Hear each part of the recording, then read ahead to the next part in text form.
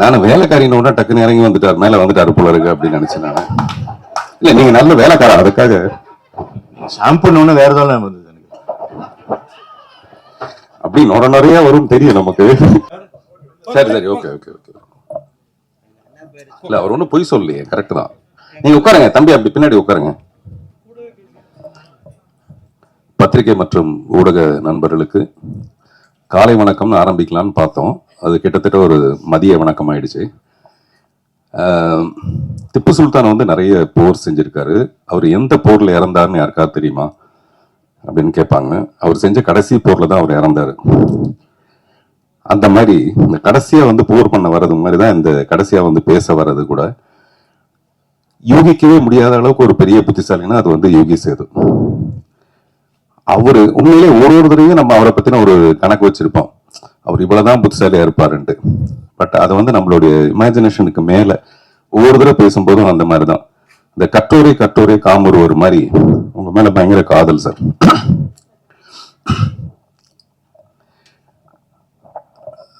இந்த ஹேராம்னு ஒரு படம், கமல் சாருடைய படம். அந்த படத்தை பார்த்துட்டு ராதிகா போய் கமல் சார்கிட்ட கேட்டாங்களாம், இந்த படத்துக்கான தமிழ் ரைட்ஸ் எனக்கு கொடுப்பீங்களா அப்படின்ட்டு.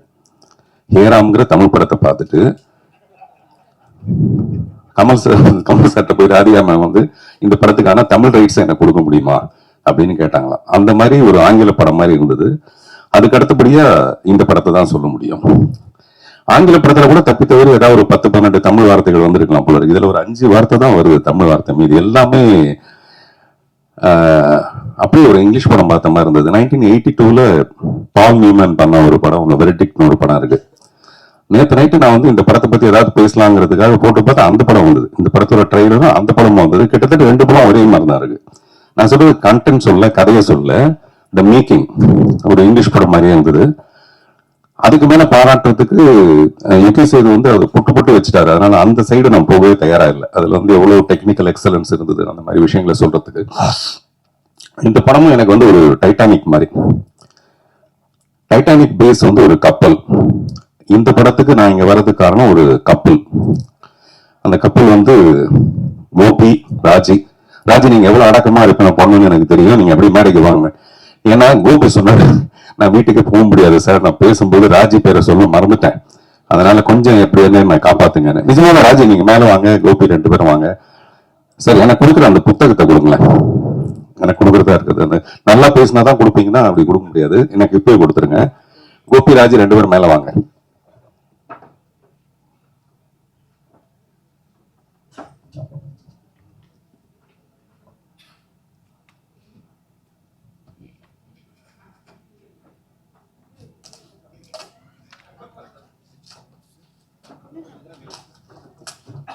மேடையில் நிற்க வச்சு கலாய்க்கிறது பெரிய விஷயம் இல்லை. ஒரு மனைவி வந்து ஹஸ்பண்ட் கிட்ட சொல்லியிருக்காப்புல, என்னையா நீ பாட்டில் வேலைக்காரி குளிக்கும் போது நீ போய் எட்டி பார்த்துருக்க, அதெல்லாம் தப்பு இல்லையா அப்படின்ட்டு. அந்த ஹஸ்பண்ட் வந்து, இல்லைல்லம்மா நீ நினைக்கிற தப்பெல்லாம் நினைக்காத, உன்னுடைய சோப்பையும் உன்னுடைய ஷாம்பையும் வேலைக்காரி யூஸ் பண்றதா நான் கேள்விப்பட்டேன், ஒரு டவுட் வந்தது, உண்மையிலேயே அவள் அப்படி யூஸ் பண்ணலாம்னு தெரிஞ்சுக்கிறதுக்காக தான் போய் பார்த்தேன். நான் 2ஐயும் பார்த்தேன், கரெக்டா இருக்கு. அது 2மே வந்து அவங்க சொந்த தெரிஞ்சுது எனக்கு அப்படின்ட்டு. வாங்க வேலைக்காரின்னு டக்குன்னு வரீங்க பாத்தீங்களா, வாங்க. வீட்டுக்கு போகணும்னு பயம் வந்துருச்சு, ராஜி பேர் சொல்ல மறந்து போயிட்டேன். ஆமா, ஏன்னா ஆமா அவங்க 2 பேருக்கு ஒரு வாட்டி வீசா ரிஜெக்ட் ஆயிடுச்சு. என்னடான்னா கோபியோட பாஸ்போர்ட்ல போட்டோல ராஜியோட போட்டோ இல்லையா, அதனால ரிஜெக்ட் ஆயிடுச்சு. அதனால ராஜி உங்களையும் பாராட்டு, சாரி மன்னிச்சிடுங்க, சாரி. நானும் வேலைக்காரின்னு டக்குன்னு இறங்கி வந்துட்டார், மேல வந்துட்டாரு போல இருக்கு அப்படின்னு நினைச்சேன் நானு. இல்ல நீங்க நல்ல வேலைக்காரா, அதுக்காக ஷாம்புன்னு வேற ஏதாவது வந்தது எனக்கு. அப்படி நிறைய வரும் தெரியும் நமக்கு. இல்ல எதுக்காக சொல்ல வரேன்னா, இந்த மாதிரி ஒரு சமாளிக்கிற பொசிஷனுக்கு நடுவுல நேத்து நான் கோபி கிட்ட சொன்னேன், சார் நான் வந்து இந்த படத்தோட ட்ரைலர் எனக்கு அனுப்புங்க பேசுறதுக்காக. நான் மெசேஜ் அனுப்பிச்சேன், அவர் கேட்கல, தெரியல. அப்புறம் ஃபோன் பண்ணி சத்தம் போட்டேன், என்ன சார் உங்களுக்கு அது புரிய மாட்டேங்குது, அது உடனே எனக்கு அனுப்பிச்சிருக்கலாம். இல்ல சார் எனக்கு இருக்கிற வேலையில இந்த இதெல்லாம் பாக்குறது ரொம்ப கஷ்டமா இருக்கு, இதை வேற ஒரு பக்கத்துல கையில பிடிச்சிட்டு இருக்க வேண்டியதா இருக்கு இந்த போனை அப்படின்னா. நான் சொன்னேன், அதுக்கு யாராவது ஒரு பொண்ணை வச்சுக்கங்க சார் பக்கத்துல ஹெல்ப்புக்கு. அப்படிலாம் வச்சுக்கணும்னா நான் என் ஒய்ஃபை கிட்ட கேட்கணும் சார் அப்படின்னு. எனக்கு தெரிஞ்ச ஒய்ஃபை கேட்டு வச்சுக்கிற ஒரே ஒரு ஆள் வந்து கோபியா தான் இருக்க முடியும். கோபியோட ராஜ்யம் இப்படி பிரமாணம் இருக்கிறதுக்கு காரணமே ராஜி தான். யாராவது போனை சொல்லுவாங்களா சார்? நீங்க இப்பதான் நீங்க பெரிய புத்திசாலின்னு சொன்னாலும் நீங்க போனை வச்சுக்கணுமா? ஒரு 2 டவுட் வேற கேக்குறீங்க நீங்க. சோ இப்படி எதுக்காக சொல்லனா, இந்த மாதிரி ஒரு கப்பல் அமைகிறது ரொம்ப ரொம்ப கஷ்டமான ஒரு விஷயம். ஒரு ஃபியூ இயர்ஸ் வந்து அப்படி இருக்கலாமே தவிர, கடைசி வரைக்கும் பொண்டாட்டி பேச்சே கேட்டுட்டு ஒரு புருஷன் இருக்கிறாங்கிறது அந்த போராட்டம் கோபிக்கு தான் போய் சேரும். அந்த மாதிரி நம்ம எங்கேயோ ஆரம்பிச்சு வெறும் கோபி ராஜோட உண்மையிலேயே அவங்க 2 பேரும் ஹாசினி சொன்ன மாதிரி அவங்க கிட்ட ஒரு பொறுப்பை ஒப்படைச்சிட்டோம்னா டெஃபினட்டா அவர் வந்து முழுக்க கோபி அதை பிரமாதமா படுத்திடுவாரு. சில பேர் படுத்திடுவாங்க, பட் இவர் பிரமாதப்படுத்திடுவாரு. வரலட்சுமி அது பெரிய வரம் அவங்களுக்கு. அந்த நடிப்பு டைரக்டர் வந்து அங்க பிரஸ் எல்லாம் கூப்பிட்டு வச்சுட்டு நீங்க கேள்வி கேளுங்கன்னு சொல்லிட்டு கேட்கிறாரு. அவங்க கேட்கறாங்க, அதையும் கேட்கறீங்க அப்படின்றாரு இவரு.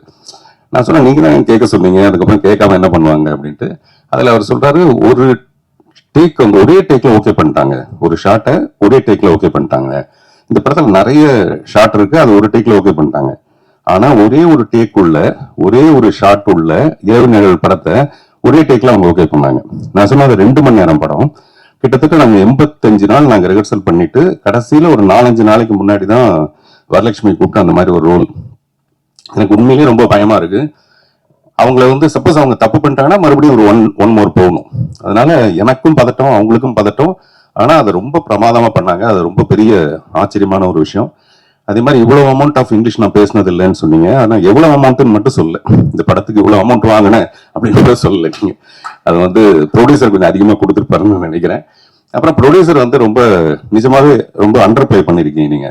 வழக்கமா ப்ரொடியூசர் நடிக்கிறதுக்காக தான் நிறைய படம் எடுப்பாங்க. அப்படி இல்லாம இந்த படத்துக்குள்ள நமக்கு என்னவோ அதை மட்டும் நம்ம பண்ணலான்றதும், அப்புறம் இது செய்த மாதிரி ஒருத்தர் நீங்க உண்மையிலேயே நல்லா நடிச்சிருக்கீங்கன்னு சொல்றதும் பெரிய ஆச்சரியமான ஒரு விஷயம்.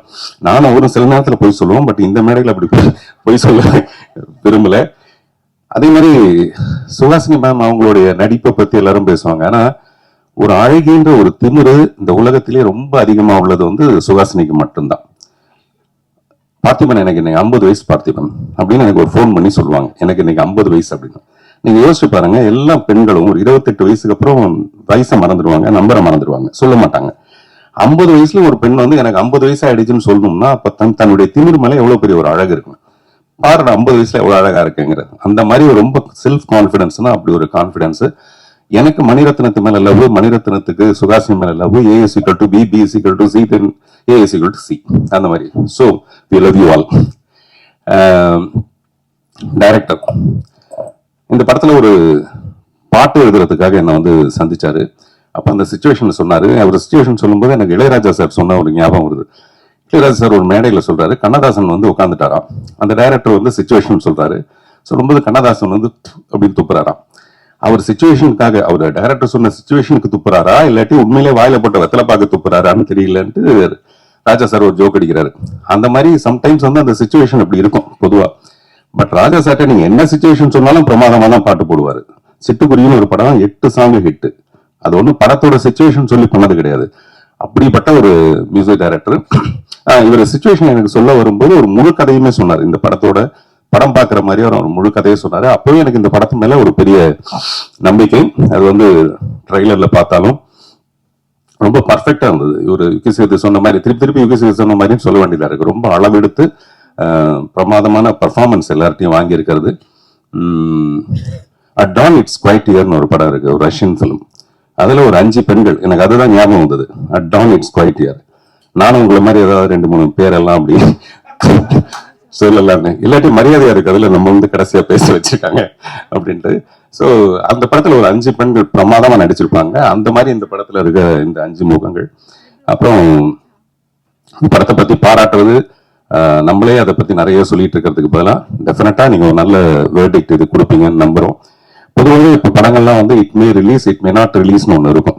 மே ரிலீஸ், மே நாட் ரிலீஸ்னு. அப்படியே இந்த படம் May 30 அன்னைக்கு ரிலீஸ். வாழ்த்துக்கள், நன்றி.